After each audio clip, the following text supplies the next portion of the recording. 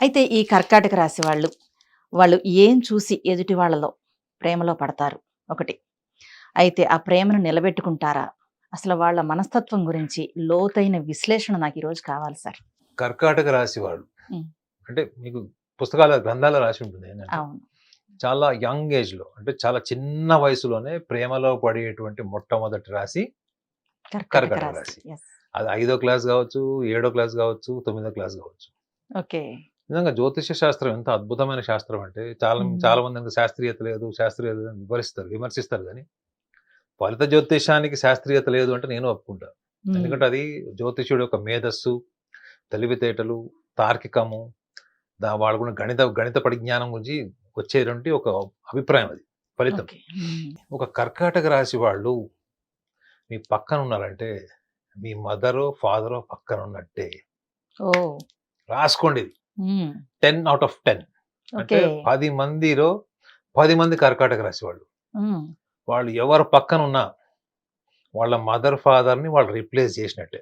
ఈ లక్షణం వల్ల ఏంటంటే వీళ్ళు ఎవరితో కలిసి ఉంటారో 2 లక్షణాలు చూస్తారు. ఓకే. ఒకటి, ఎదుటి వ్యక్తులు వీళ్ళ గురించి ఎంతవరకు ప్రేమ భావంతోని కేరింగ్ అంటే ఒక రకంగా చెప్పాలంటే కేరింగ్. కేరింగ్. యెస్. హ్మ్. కేరింగ్ అండ్ వాళ్ళకి ఎక్కువ టైం కేటాయించాలి. ఈ 2 లక్షణాలుంటే హ్మ్.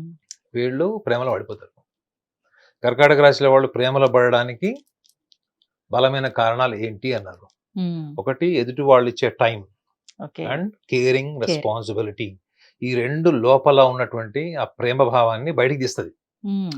అది నిగూఢంగా నిద్రావస్థలో ఉంటది మేడం. ఉంటుంది. ఓకే. ఎవరన్నా వచ్చి జస్ట్ ఇట్లా ప్రిక్ చేశారనుకోండి, వాళ్ళ హ్మ్. అవతల వాళ్ళు అటెన్షన్ పే చేశారు. హ్మ్. ప్రేమ భావంతో ఉన్నారు. చాలా కేరింగ్ ఉన్నారు. వీళ్ళ అవసరాల గురించి కూడా వాళ్ళు మాట్లాడుతున్నారు అనుకుంటే వాళ్ళతో వెంటనే ప్రేమలో పడిపోతారు వీళ్ళు. ఓకే. అందుకే చూడండి, కర్కాటక రాశిలో జన్మించిన వాళ్ళని చాలా మందిని చూశాను. హ్మ్. వాళ్ళకి క్వైట్ ఆపోజిట్ లక్షణాలు ఉన్న వాళ్ళని పెళ్లి చేసుకుంటారు. అంటే ఫర్ ఎగ్జాంపుల్ వీళ్ళు బాగా అందంగా ఉన్నా, ఓకే. ఆర్డినరీ లుక్స్ ఉన్న వాళ్ళని చేసుకుంటారు. హుహుహు. వీళ్ళకంటే వయసులో చిన్నవాళ్ళు కావచ్చు, వయసులో చాలా పెద్దవాళ్ళు పెద్దవాళ్ళు కావచ్చు. కావచ్చు.